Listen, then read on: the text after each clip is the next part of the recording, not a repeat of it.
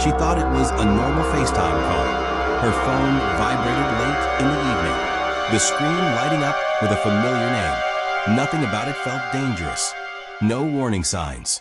No sense that this moment, so ordinary, so routine, would become the final minutes of her life. On the other end of the call was the man she once loved. And within moments, her family would be forced to watch her die. By the time of the call, the relationship was already over in every way that mattered. Friends say it had been turbulent for months, marked by jealousy, arguments, and control disguised as concern. The kind of relationship where love slowly gives way to fear, but leaving still feels complicated. She had tried to move on. She had told her family she was done. Yet like many abusive relationships, separation didn't bring peace, it escalated everything. He didn't accept the loss of control. Text messages became more frequent. Calls went unanswered. Then came the apologies, the promises, the emotional swings. To outsiders, it looked like desperation. To her, it was exhausting, but not yet terrifying. That night, when her phone rang, she assumed it was just another attempt to talk. She answered. At first, the FaceTime call seemed normal enough. His face filled the screen.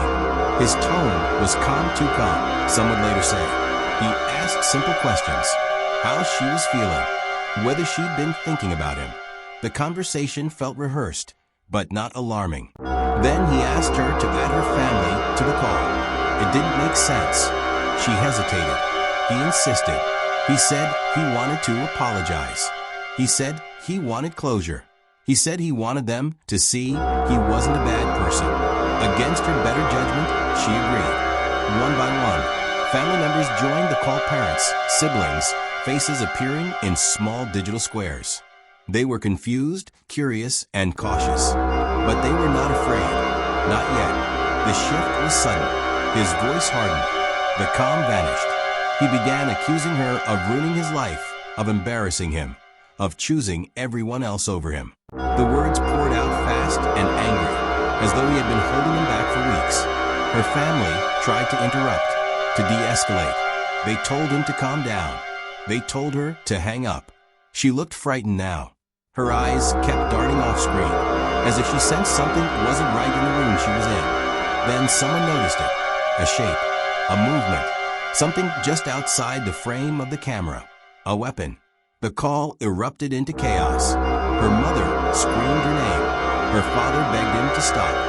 Voices overlapped, pleading, shouting, crying, all distorted through unstable internet connections and sheer terror.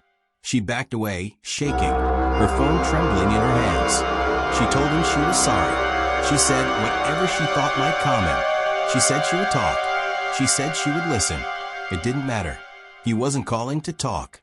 He was calling to perform. What followed unfolded in seconds, but felt endless to those watching. The family watched helplessly as he moved closer, as she cried, as the phone slipped from her grasp and landed at an angle, capturing flashes of the room rather than clear images. They heard everything, her screams, their own voices calling out through the screen, his breathing, and then silence. The call didn't end right away. The screen showed nothing recognizable, just darkness and motion. A few seconds later, the line went dead. Emergency services were called immediately, but the distance between watching and stopping proved devastating.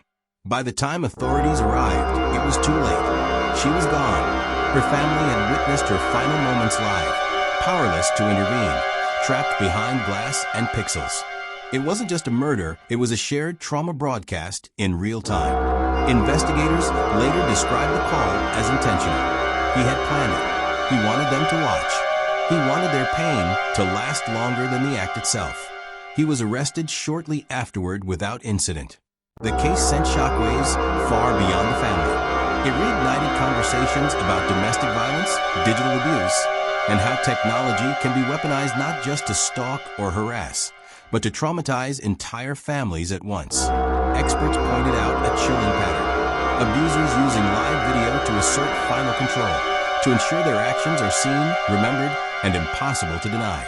For the family, however, no analysis could undo what they saw. They spoke later about the guilt, about wishing they'd recognized the danger sooner, about answering the call at all. Therapists would later say the truth they struggled to accept. There was nothing they could have done. The responsibility belonged to one person alone. In the months that followed, her name became a headline, but her family wanted her remembered as more than a victim.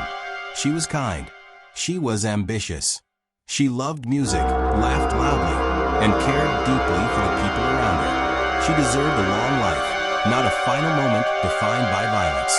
Her family now speaks out about warning signs, about trusting instincts, about taking threats seriously, especially when technology becomes part of control.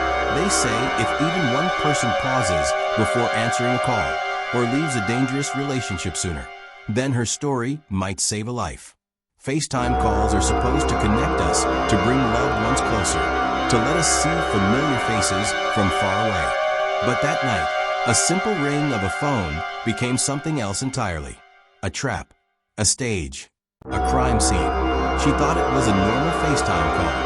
Her family will live forever knowing it was the moment they watched her die. Thank you for watching. Don't forget to like, comment, and subscribe for more content like this.